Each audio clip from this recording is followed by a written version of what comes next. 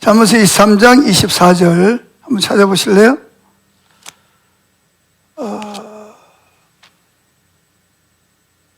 시편, 잠언, 전도서. 시편 다음에 잠언입니다. 잠언서 4장 23절 4절 24절까지 시작. 모든 지킬 만한 것 중에 더욱 내 마음을 지키라. 생명의 근원이 이에서 남으니라. 구부러진 말을 내 입에서 버리며 비뚤어진 말을 내 입술에서 멀리하라. 자, 오늘은 내 마음을 지키라 하는 제목입니다. 영성일기를 쓰기 시작을 하면서 겪는 어려움이 있는데 그게 뭐죠? 24시간 예수님을 바라보면서 사는 것이 생각보다 매우 힘들다는 것을 생각을 깨닫게 되죠. 그래서 예수님을 생각해야지 그랬는데 실제로는 예수님은 생각나지 않고 하루 종일 뭐예요? 자녀 걱정, 돈 걱정, 건강 걱정, 화나는 일, 재미있는 거리, 먹을 거리, 드라마나 인터넷 뉴스, 스포츠 소식 등을 생각하면서 하루를 보냅니다. 이처럼 우리 마음이 뭔가를 꽉 차 있기 때문에 예수님을 바라보는 것이 얼마나 어렵게 느껴지는지 모릅니다. 그래서 고린도후서 4장 4절에 보면 이런 말씀이 있죠. 한번 읽어볼까요? 그 중에 이 세상 신이 믿지 아니하는 자들의 마음을 혼미하게 하여 그리스도의 영광의 복음의 광채가 비치지 못하게 함이니 그리스도는 하나님의 형상이니라. 다시 한번 읽습니다. 그 중에 이 세상 신이 누구죠? 사단이죠.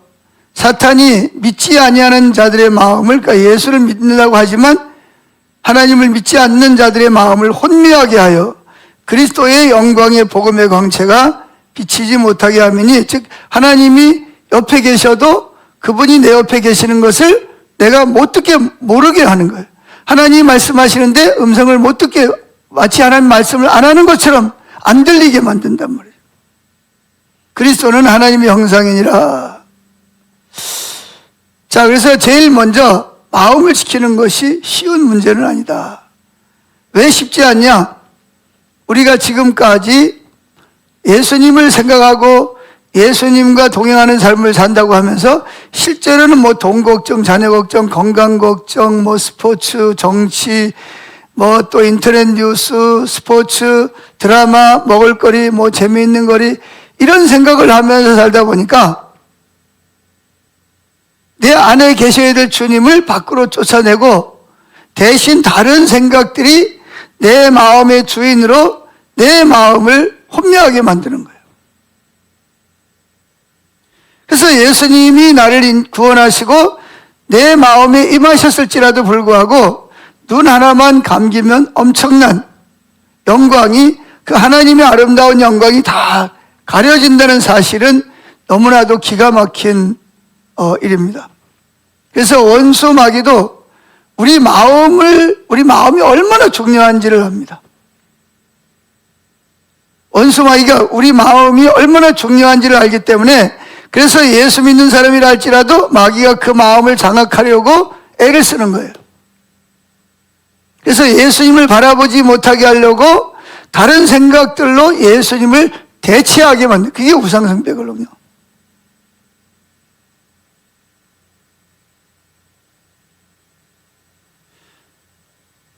그래서 우리 마음의 두려움과 염려, 또 욕심, 거짓, 온갖 은밀한 죄로 영적인 수건을 덮으려고 하는 거죠. 그러면 주님의 그 엄청난 영광과 은혜와 능력이 분명히 나와 함께하고 있음에도 불구하고 전혀 하나님이 나와 함께한다는 것을 깨닫지 못하는 거예요. 이 너무나 불행한 일이죠. 하나님 마치 저 멀리 천리만리 12대문 뒤에 계시는 것 같고 나는 고아처럼 세상에 버려진 것. 하나님 나와 함께 하지 않는 것 같아요. 근데 성경은 분명히 내가 있어 끝날까지 너희와 항상 함께 있으리라 그랬는데 주님이 내 옆에서 나를 도와주시고 인도하시지만 나는 전혀 그것을 느끼지 못하고 깨닫지 못하는 거죠. 그래서 두 번째, 여러분의 마음은 어떤 상태인가를 한번 살펴보자는 겁니다. 여러분의 마음 상태는 어떤가? 예수님은 이것에 대해서 마태복음 13장에서 4가지 밭의 비유를 통해서 너무나 잘 말씀하고 있습니다.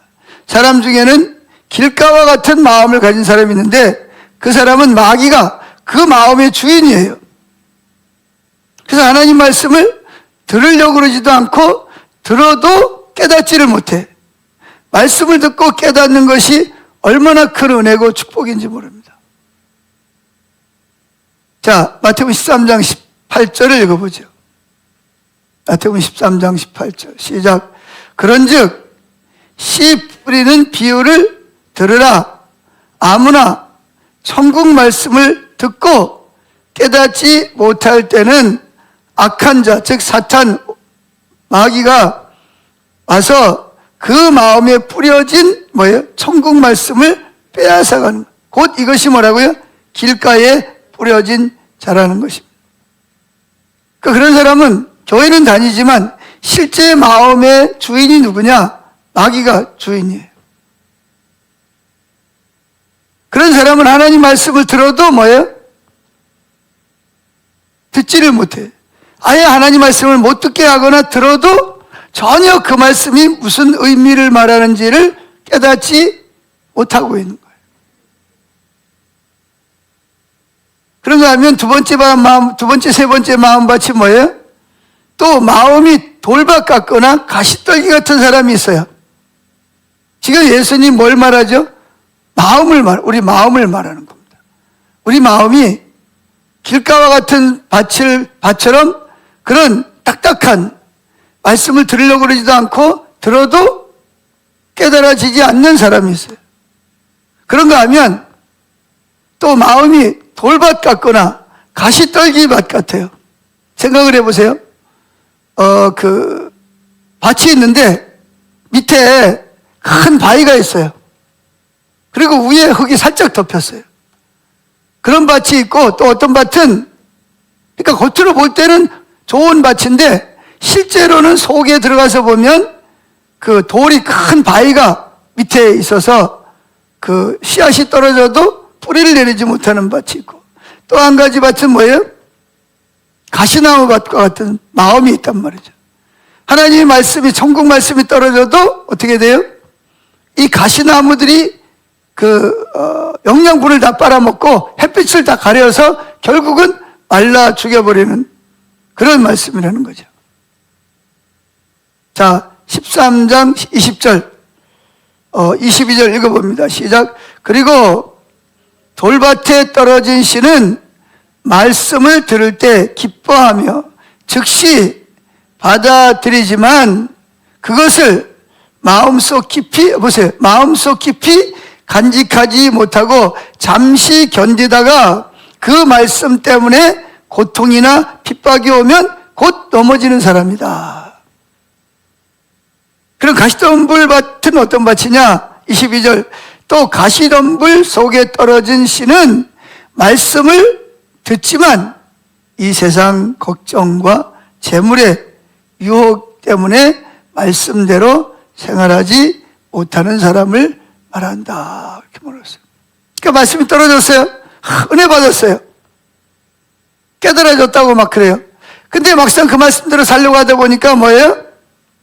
말씀 때문에 핍박이 오고 환란이 오는 거예요. 막 옆에 있는 사람이 말씀대로 살려고 했더니 막 조롱하고 막 비난하고 나를 막 손해를 입히고 왕따를 당하고 핍박을 당합니다. 그러니까 어떻게 하냐? 내가 꼭 이렇게 살 필요가 뭐가 있어? 그러면서 어떻게 해요? 말씀대로 안 살아. 이게 넘어지는 사람. 두 번째, 가시덤불 속에 떨어진 씨는 말씀을 들었어요. 그래서 싹이 났어요. 그런데 살다 보니까 이 세상 걱정, 재물에 대한 유혹, 그런 것이 오니까 결국은 말씀대로 뭐예요? 살 수가 없는 거예요. 그러니까 보면 길가에 떨어진 씨는 아예 말씀 들으려고 하지도 않고 들어도 깨닫지 못하고, 돌밭에 떨어진 씨는, 바위 위에 떨어진 씨는 듣고 기쁨으로 받았는데 막상 말씀대로 살려고 하다 보니까 뭐가 와요? 이게 현실이 녹록질 않잖아요. 핍박이 오고 막 환란이 오고 막. 그러니까 어떻게 해요? 또다시 말씀대로 못 살고, 또 가시밭에 떨어진 사람도 땅이 좋으니까 막 싹이 올라왔어요. 그런데 막 여기저기서 막 그냥 햇빛을 가리죠. 영양분을 빼앗아가지고, 이게 뭐냐? 걱정. 이렇게 살아가지고 되나? 그러니까 하나님이 전혀 안 보이는 거죠. 뭐만 보이냐? 현실만 보이는 거야. 환경만 보이는 거야. 그러니까 아브라함은 말씀을 듣고 믿음으로 그걸 믿었기 때문에 본토 친척을 아비 집을 떠날 수 있었는데, 이 사람들은 말씀을 들어도 실제로 말씀대로 살 수가 없어요.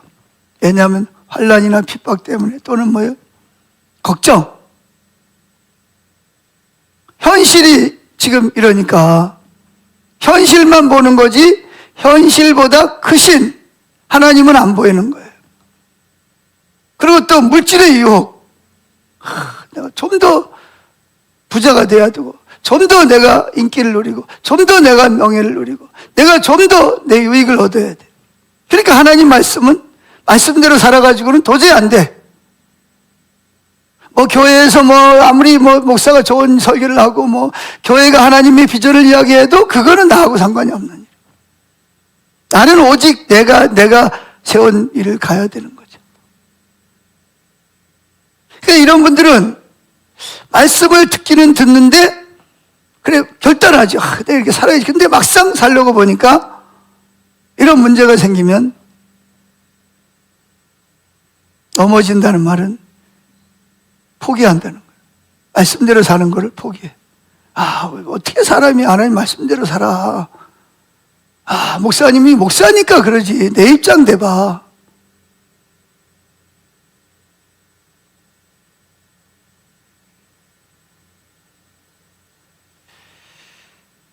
자, 그래서 결국은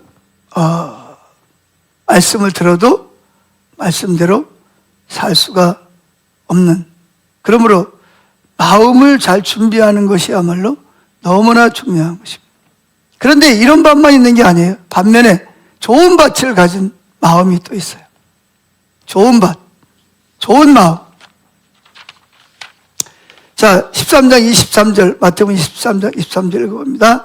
좋은 땅에 뿌려졌다는 것은 말씀을 듣고 뭐 하는 자니? 깨달았어요. 깨달았다는 말은 무슨 말이에요? 그대로 실천했다는 거예요. 말씀대로 믿고 하나님을 의지하고 환경이 어떻든, 또 내가 뭐 환란이 오고 핍박이 오죠. 또 염려가 오죠. 그때마다 예수의 이름으로 원수야 물러가라, 사탄아 물러가라. 그때마다 하나님 앞에 나와서 하나님을 붙들고 하나님 말씀은 진리니까 진리가 너희를 자유케 하리라. 말씀을 붙잡고 말씀이 그러하기 때문에 말씀대로 사는 거죠. 그랬더니 어떻게 했냐? 결실해서 100배, 60배, 30배 되느니라 하시더라. 예수님 말씀하신 거예요. 이 다음 뭘 말하면? 우리 마음을 지켜야 되는 걸 말하는 거예요. 우리 마음을 말하는 거예요. 그래서 영성일기를 써보면 자신의 마음 상태가 그대로 드러납니다. 여러분의 마음 상태는 어때요? 영성일기를 안 써본 사람은 잘 몰라요. 자기가 지금 어떻게 내 마음밭이 길가밭인지 돌밭인지 가시밭인지 아니면 좋은 밭인지를 몰라요. 다 그냥 좋은 밭이거니 해. 영생일기를 안 써본 사람은 다 그래요. 그때 영생일기를 써보면 진실이 드러나는, 가려졌던 내 속에 삶이 드러나는 거예요.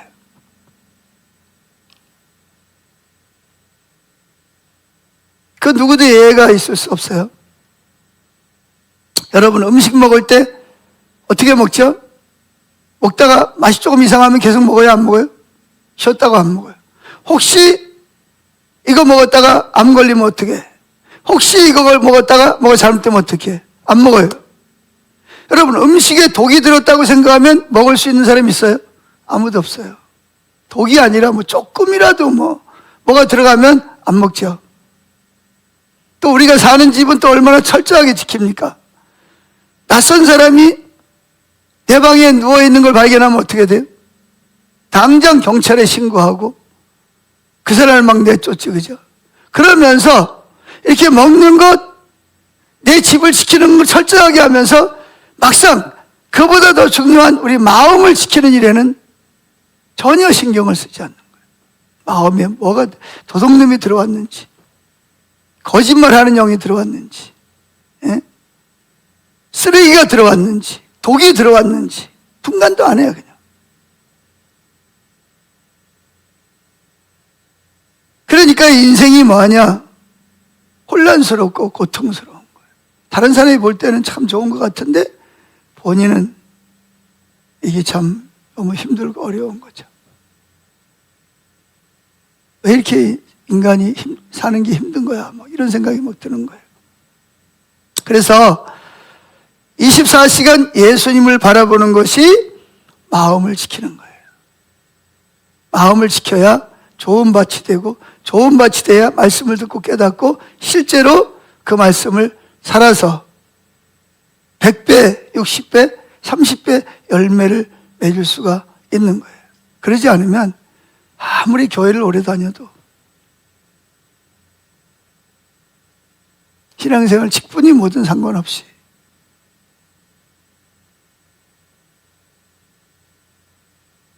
인생이 혼란스럽고 고통스러운 이유가 바로 여기 있는 것입니다. 분명히 성경에는 믿음으로 살고 포도나무 가지가 포도나무에 붙어 있으면 분명히 좋은 열매를 맺을 거라고 했는데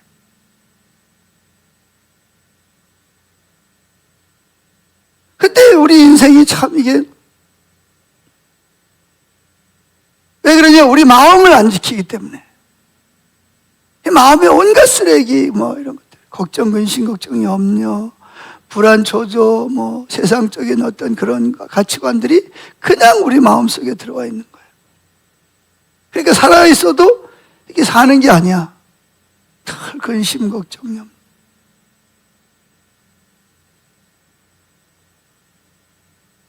여러분, 누가복음에 보면 예수님께서 십자가 못 박혀 죽었다가 부활할 거라고 죽기 전에 분명히 말했잖아, 그죠?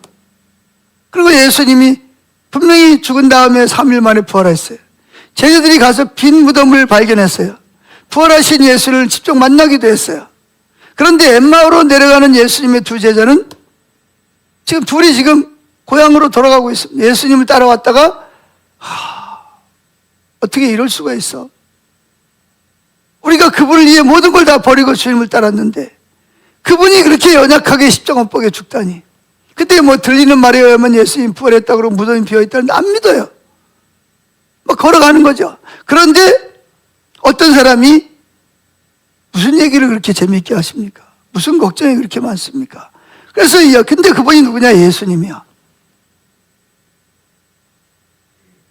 그래가지고 하루를 걸어가는 길을 걸어갔어요. 그런데도 불구하고 그들은 내 옆에서 나와 함께 걸어가고 대화하는 분이, 나와 함께 하는 분이 예수님이라는 것을 까맣게 모르고 그냥 이야기하면서 걱정, 근심에 쌓여서 살아가는 거죠. 왜냐하면 성경을 그 마음에 두려움과 슬픔이 가득했기 때문이다.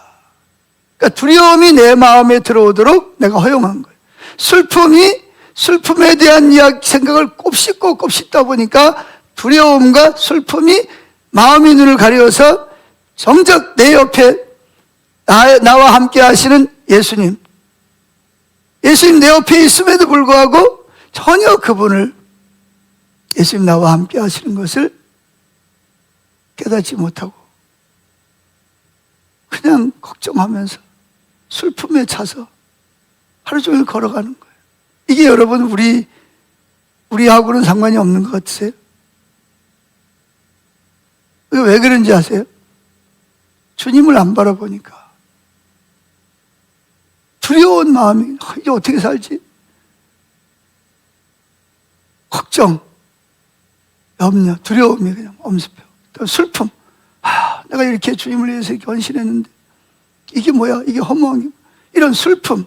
그런 거를 계속 생각하고 하면 그런 것들이 결국은 사단이 그런 것들을 통해서 내 마음을 지배해서 주님이 내 옆에 계시고 나를 도와주고 계시는데도 불구하고 주님이 내 옆에 계신다는 것을 전혀 생각도 못하죠. 설마 주님이 나와 함께 하겠나.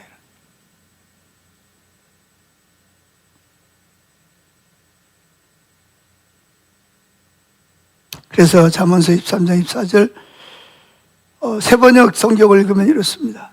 그 무엇보다 내 마음을 지켜라. 여기서부터 생명의 샘이 흘러나온다. 24절 더럽고 추한 말을 버려라. 거짓되고 잘못된 말은 입 밖에도 내지 말아라.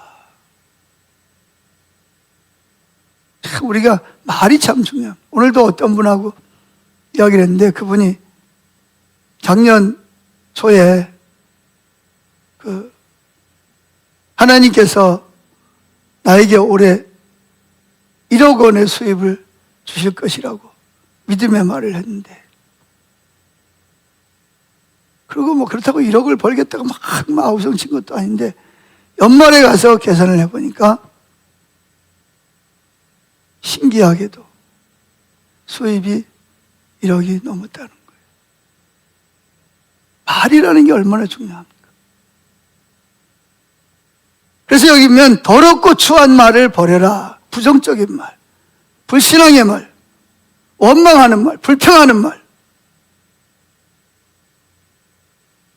그리고 거짓되고 잘못된 말은 입 밖에도 내지 말아라. 우리가 만약에 뭐 잘못된 말을 빨리 회개하고 돌이켜야지. 부정적인 말을 했으면 주여 내 입술을 성령의 불로 태워주세요. 보일러 덮어주세요. 그리고 내 귀를 씻고 믿음의 말을 해. 우리가 24시간 예수님을 바라보아야 하는 것은 그것이 저와 여러분의 마음을 지키는 일이기 때문에 그렇습니다. 예수님을 우리에게 두려워하거나 염려하지 말고 예수님을 의지하라. 믿으라 이렇게 말씀해요. 자, 요한복음 14장 1절 읽어볼까요? 예수님은 다시 말씀하셨다. 너희는 마음에 근심하지 말아라. 하나님을 믿고 또 나를 믿어라. 너희는 마음에 뭐 하지 말라고요? 근심하지 말고. 성경을 너희 염려를 주께 맡겨버리라. 맡겨버린다는 말은 이런 뜻이에요. 내가 가지고 있던 염려를 주님께 던져버리라는 거예요. 나에게서 떠나가게 하란 말이에요. 그런데 이걸 가지고 주여 믿습니다. 주여 믿습니다. 던져버려야지. 믿음으로 하나님이 할 것을 믿고 감사함으로 하나님께 아뢰라. 그러면 지각에 뛰어난 하나님이 너에게 평강을 주시리니 그랬잖아요. 그런데 뭐 자녀 문제, 남편 문제, 아내 문제, 미래 문제, 뭐 카드 문제, 뭐 그 염려한다고 그래서 뭐 문제가 해결이 되는? 그 시간에 차라리 엎드려서 기도를 하든지 주님 제게 이런 문제가 있습니다. 하나님 도와주세요. 그러든지. 그러니까 성경 말씀대로 해야지. 말씀대로 순종해. 믿음으로 하나님께 던져버리는 거야, 내 문제를. 지금 여러분 걱정 염려에 있는 분들, 예? 밧줄을 꽁꽁 묶어놓지 말고 밧줄을 끊고 뭐예요? 염려를 어떻게 하라고요? 주님께 던져버리세요. 뭐 하라고요? 뭐 하라고요? 던져버려. 맡기라는 거예요. 그 맡기라는 말은 내게서 떠나가게 하라는 거예요. 이제 더 이상 이 염려가 나한테는 없어. 누구한테 넘어갔어? 이젠 주님 손에 간 거예요. 이게 자녀 문제건 재정 문제건 어차피 내가 안고 있어도 해결 안 되잖아. 그러니까 너희 염려를 주께 맡겨 버려라. 버리라는 말은 던지라는 거예요. 주님께 패스하라. 주님 이제 가져가세요. 저는 이제 주님께 맡겼어요. 주님께서 할 것을 믿고 기도하는 거죠. 신뢰하고. 근데 이놈의 걸 그냥 끌어안고 그냥 밤새도록 기와집을 쳤다 부셨다가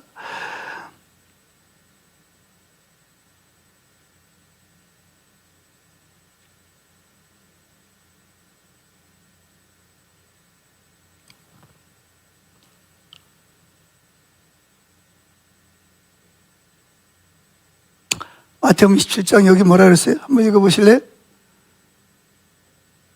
볼지어다 내가 세상 끝날까지 너희와 항상 함께 있으리라. 하나님은 지금도 저와 여러분 함께 하시는 거예요? 안 하시는 거예요? 저 거짓말이에요? 하나님 거짓말하고 계시는 거예요? 우리가 엠마오로 내려가는 두 제자와 뭐가 다를 바가 있냔 말이죠.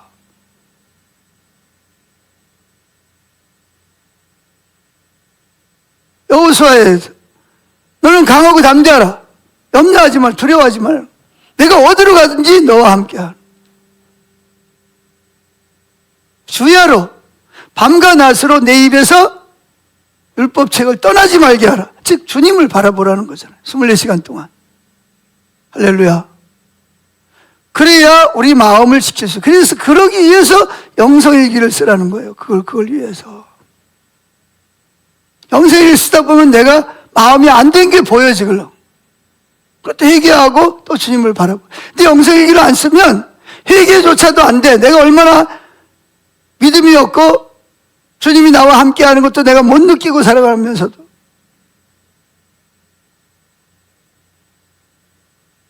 그러니까 자기가 얼마나 지금 하나님과 어떤 관계를 갖고 있는지도 영성일기를 안 쓰면 전혀 모르는 거예요.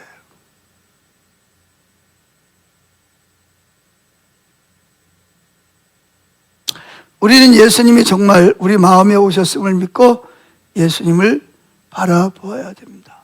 예수님을 체험하는 것은 평생 한두 번의 특별한 체험으로 그치는 것이 아니라 잠자리에서 일어나자마자 주님을 바라보기 시작을 하면서부터 시작해서 잠자리에 들 때까지 우리 마음에 주님이 주인 되시도록. 다른 생각이 들어오려면 즉각적으로 사탄아 물러가라. 그러니까 뭘 하면, 아까도 밥을 먹으면서도, 운전을 할 때도. 그럼 다른 생각을 전혀 하지 말란 말이냐? 아니요. 주님의 관점으로 주님 이 문제는 어떻게 해야 될까요? 내가 지금 차를 타고 어디까지 가는데 주님 도와주세요. 내가 누굴 만나야 되는데 주님 제가 무슨 말 하기를 원하세요?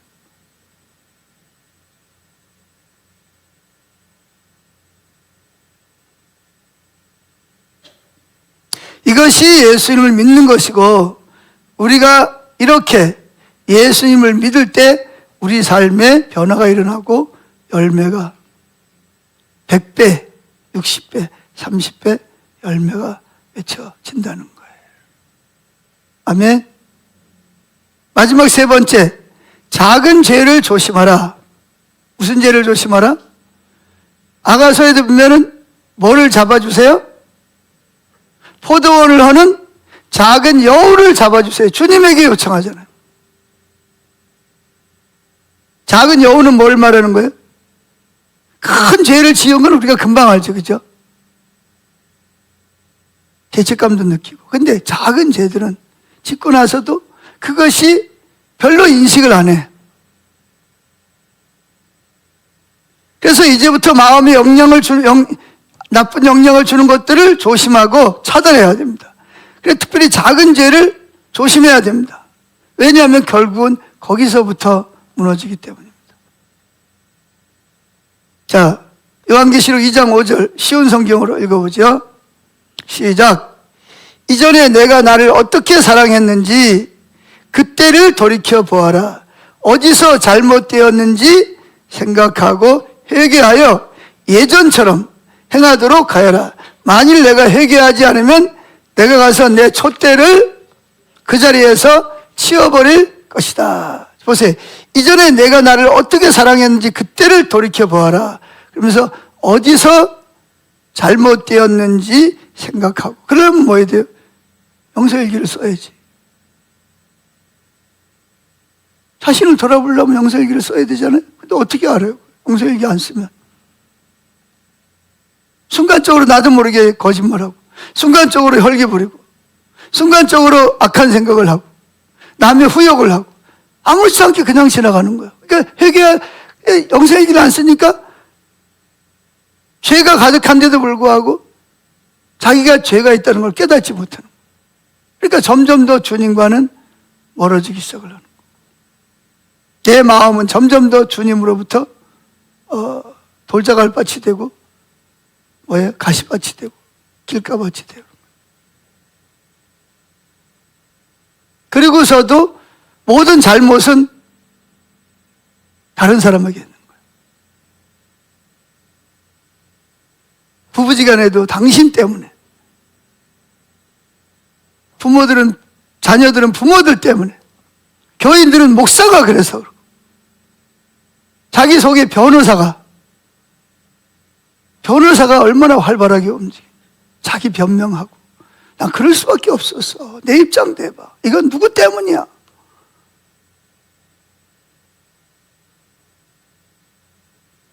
그러다 보면 서로 마음 상하고 다치고, 그러면서 자기는 잘못이 없대. 이게 왜 그러냐면 변호사가 활발하게 움직이는 거. 얼마나 변호사가 우리 속에서 역사를 많이 해요. 자기는 잘못이 다 다른 사람 잘못이지.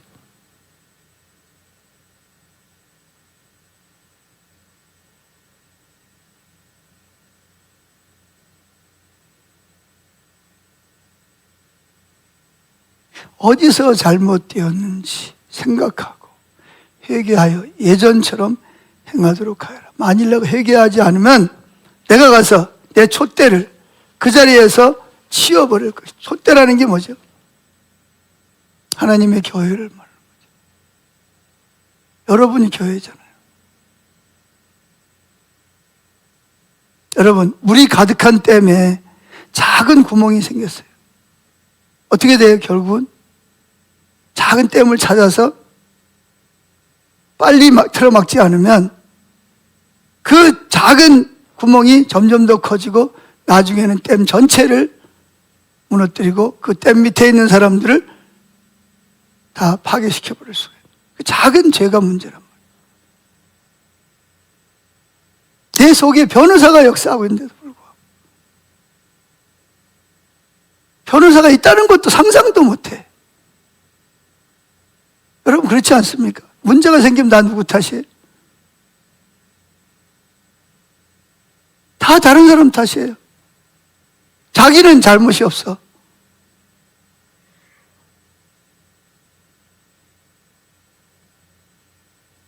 그러다 보면 결국은 뭐냐? 가정이 무너져 버려요. 부부간의 댐이 무너져 버리고, 자녀와 부모의 댐이 무너져 버리고, 교회에서 목회자와 성도 사이의 댐이 무너져 버리고.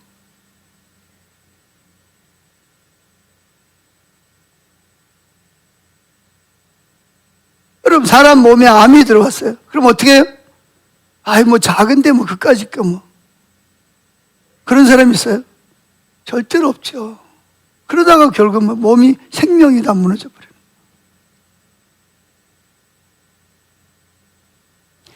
여러분, 인터넷 뉴스, 저도 이제 인터넷을 뒤지고, 심지어 성경을 읽다 보면, 성경을 읽다가도 광고가 나오는데 보면 음란 광고들이 나오고요.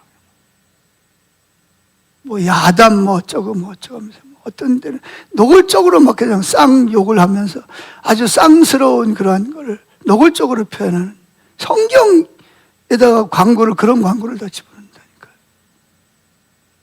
그러다가 이게 뭐야? 그러고 한번 들여봤다가 거의 코 끼어가지고 마음의 댐이 무너지면서 음란한 생각들이, 온갖 생각들이 내 마음에 들어와서 내 마음을 지배하고. 그런데 그럴지라도 영성의 길을 쓰면서 자신을 쫙 들여다보면 금방 뭐예요? 내가 지금 내 마음을 지키지 못하고, 내가 지금 음란한 생각에 지금 빠져서 내가 지금 거기서 헤어나지 못하고 있구나. 이처럼 품지 말아야 될 나쁜 생각이나 감정이 내 마음을 자리 잡지 못하게 해야 된다는 거예요. 그래서 여러분, 제발 부탁인데 하나님께 모든 걸 거세요 좀. 아멘. 한 다리만 걸치지 말고, 절반만 걸치지 말고 전체를 다 하나님께 올인하세요 좀. 아멘. 적당히 그냥 한 걸음은 딱 걸고, 무슨 일 있으면 쏙 빼고, 좀 그거 하면 또 좀 더 깊이 들어가고.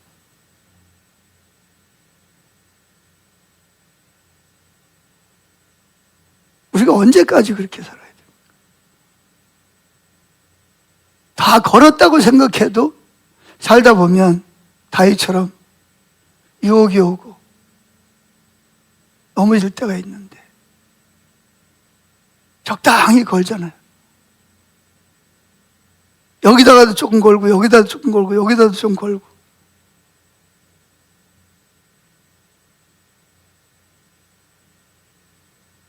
우리는 우리 인생 전체를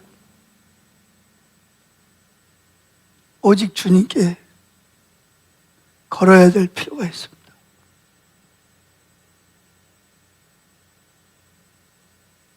그런 사람은 우리가 넘어지고 자빠져도 주님이 다 우리 약함을 아시잖아요. 베드로가 예수님 모른다고 3번 부인할 거 아시고 말했는데 베드로는 절대로 안 그랬는데 예수님도 알고 있었어요.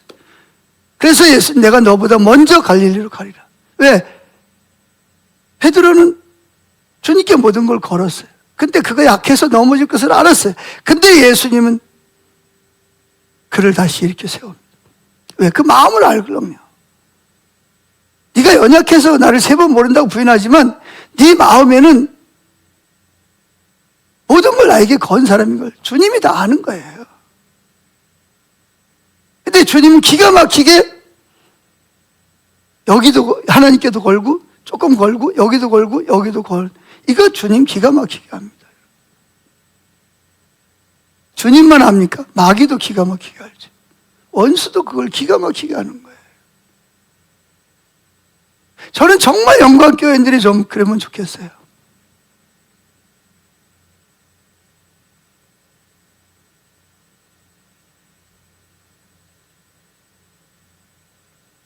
정말 몇 사람이라도. 물론 건 사람도 있어요. 그대로 못 살아도 걸은 사람은 하나님 그 마음 중심을 보고요. 근데 안 걸어요. 다 자기 중심적이죠. 주님을 이용해서 자기의 목적을 이루려고 그러는 거는 눈이 막 그냥 막 허렇게 떠가지고 막 그러는데, 그래도 자기가 조금이라도 손해를 보거나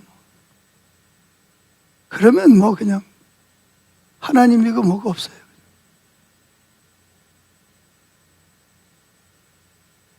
그러나 베드로처럼 모든 걸 다 걸어걸었다 그래서 하나님께 모든 걸 다 걸었다 해서 완벽한 건 아니에요. 걸어도 살다 보면 베드로처럼 연약해서 넘어지고 쓰릴 때가 있죠. 그러나 뭐예요? 그 마음 중심은 주님 그래요. 내가 날 사랑하느냐? 내가 주를 사랑하는 줄 주께서 아시나이다. 내가 비록 당신을 모른다고 3번 부인했지만 그럼 내 마음 중심은 당신이 알지 않습니까? 주님이 알아요. 그때 반대로 주님께 안 걸고 여기 걸고 저기 걸고 그것도 다 주님이 압니다. 여러분. 그때 그러면은요, 그런 사람은요 예수 믿어도 늘 그냥 혼란 속에서 살아갑니다. 늘 혼란 속에 살아가요.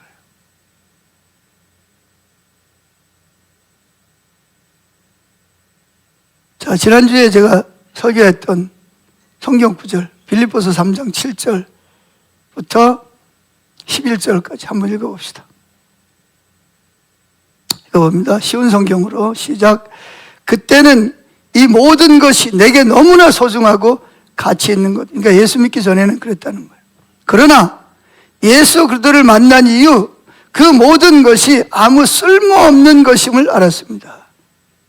그것들뿐만 아니라 이 세상 그 어떤 것도 내 주 예수 그리스도를 아는 것과 비교가 되지 않습니다. 예수 그리스도를 위하여 나는 모든 것을 버려, 모든 걸 걸었다는 거예요. 한마디로 해서 모든 것이 쓰레기처럼 아무런 가치가 없다는 것을 이제 압니다.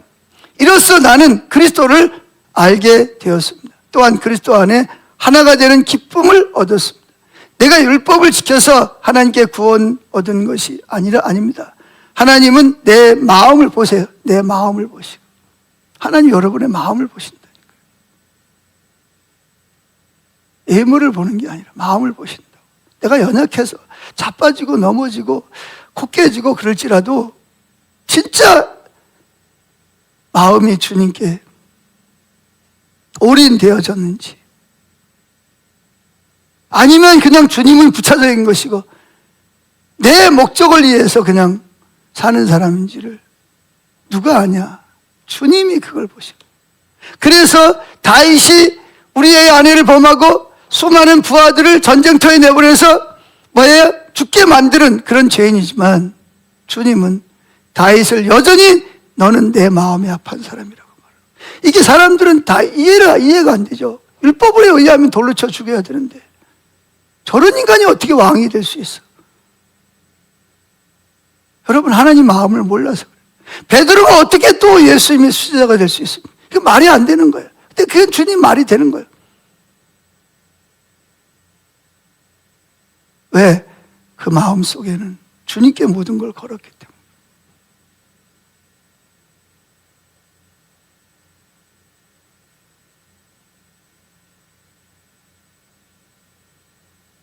하나님은 내 믿음을 보시고 어렵다 하시며 자녀 삼아주신 것입니다. 10절, 이제 내가 바라는 것은 그리스도를 알고 죽음에서 부활하신 성령의 능력을 체험하며 그리스도와 함께 고난을 받고 그분과 같이 죽는 것입니다. 여러분 아세요? 주와 함께 죽고자 하는 자는 살고 자신을 위해 살고자 하는 자는 죽는 것이 진리입니다, 여러분. 근데 사람들은요, 절대로 주님을 위해서 죽을 각오가 생각이 없어요. 자기를 위해서 살 생각만 하지 주님을 위해서 죽을 생각 절대로 안 해요.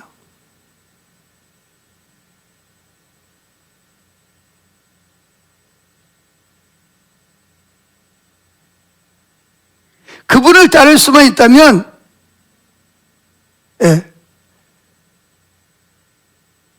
11절, 그분을 따를 수만 있다면 나도 마지막 날 부활의 기쁨에 참여할 수 있을 것입니다. 이렇게 말하고 있습니다. 이 세상에서 성공을 이루고 큰 부자가 되는 것보다 중요한 일이 우리 마음에 주님께 모든 것을 거는 겁니다.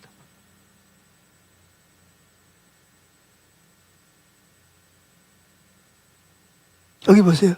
하나님은 내 믿음을 보시고, 믿음이라는 게 뭐죠? 마음을 보셨다는 거예요. 나를 의롭다 하시며 자녀 삼아 주신 것입니다. 이 세상의 성공과 부자가 되는 것, 중요한 일이지만 바울의 말대로 예수 그리스도 그분과 비교할 때 이것은 너무나 짧고 너무나 가치 없는 거예요. 그런 것들이 필요 없다, 그런 얘기 아닙니다. 하나님 그런 것들을 축복하셔요. 분명히 내 자식의 자식까지도 복을 주신다고 하셨어요. 모든 민족에 뛰어나게 하시겠다고도 축복을 하셨어요.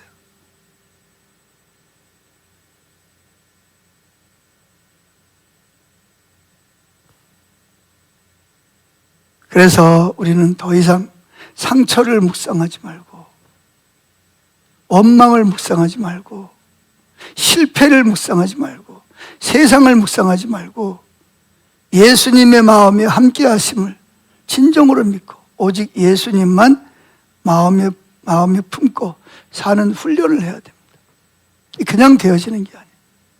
있습니다 그런다고 되어지는 게 아니고요. 영성일기를 쓰면서 하나하나 또 되씹어서 어디서 문제가 생겼는지 회개하고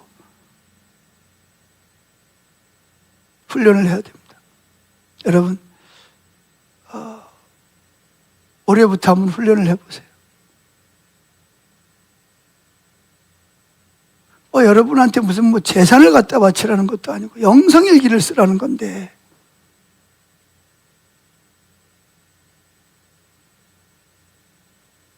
한번 해보시기를 축복합니다. 그러면 삶이 바뀌지 않을 사람은 아무도 없어. 열매 맺지 않을 사람은 아무도 없어. 그런데 끝으로 영성일기를 쓰는 것을 중단하면 금방 마음은 세상으로 가득 차게 됩니다. 금방. 여러분 그러잖아요. 여기 지금 빛이 있다가 나가면서 꺼보세요. 그럼 어떻게 돼요? 캄캄해져 버립니다. 우리 마음도 마찬가지예요. 영성일기를 왜 쓰라고 그랬냐? 마음을 지키기 위해서. 하나님의 형상의 빛이 우리 마음에 비치기 위해서. 근데 여러분 빛이 비치다가 딱 꺼져 보세요. 금방 어두워진다니까요.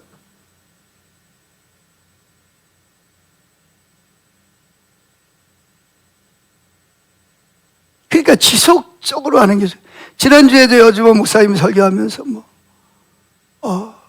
성경을 꾸준히 읽고 여러 가지 이야기를 하셨다고 그러는데 중요한 거는요 꾸준하게 하나님을 추구하면서 마음을 지키는 거예요. 마음을 지키는 게 뭐냐? 영성일기입니다. 예수님은 빛이십니다. 영성일기를 써보면 빛이신 예수님이 마음에 비추이는 것을 느끼게 됩니다. 마음 깊은 곳까지 다 내가 어느 순간에 나도 모르게 뱉은 말, 나도 모르게 거짓말한 거, 나도 모르게 겉으로는 좋은 말 했지만 속으로는 상대방을 비난하거나 조롱하는 마음을 가지고 했던 거. 이런 작은 것들까지도 성령께서 속속들이 다 비춰주셔서 우리 마음에 있는 그런 것들을 다 회개하고 우리 마음을 깨끗게 해서 좋은 밭이 되게 하시는 거죠. 말씀이 들어와서 깨달아지고. 그래서 뭐예요? 100배, 60배, 30배 열매를 맺게 하는. 하나님이 우리에게 그렇게 하시는 이유는 우리를 사랑하기 때문에 그렇게 하는 거예요. 저와 여러분에게 자유를 빼앗고 골탕 먹이려고 그러는 것이 아니라 저를 가장 좋은 걸 주고 싶어 하는 거죠. 저는 이번에도 이렇게 연말 각 방송국에서 대상을 받는 기독교인들이 그 앞에 나와서 자신 있게 하나님께 영광을 돌립니다. 하나님이 하셨습니다. 여러분 그 사람들은 인기를 먹고 사는 사람들입니다. 예수 믿는 사람이 많을까요? 안 믿는 사람이 많을까요? 안 믿는 사람이 훨씬 많습니다. 자기의 모든 걸 거는 거예요.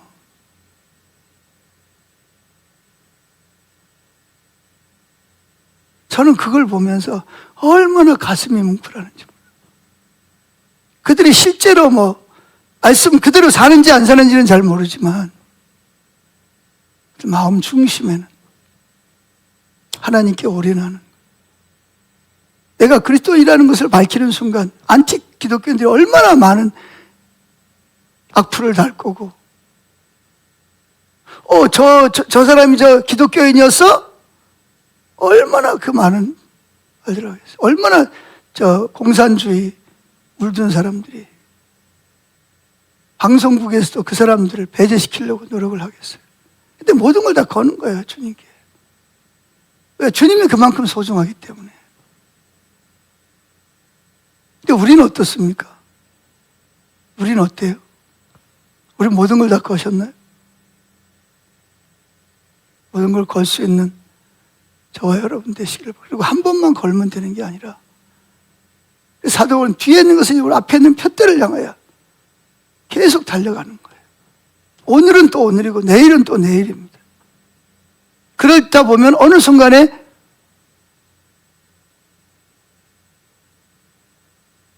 주님이 너 수고 많이 했다. 이제 너 나랑 같이 가자. 에녹처럼 하나님이 우리를 하나님 나라로 데려갈 줄로 믿습니다. 아멘. 기도하겠습니다. 이게 잘 안 됩니다. 우리 힘으로. 하나님 은혜를 주셔야 됩니다. 근데 마음은 우리가 하는 거잖아요. 주님 저 이렇게 살겠습니다.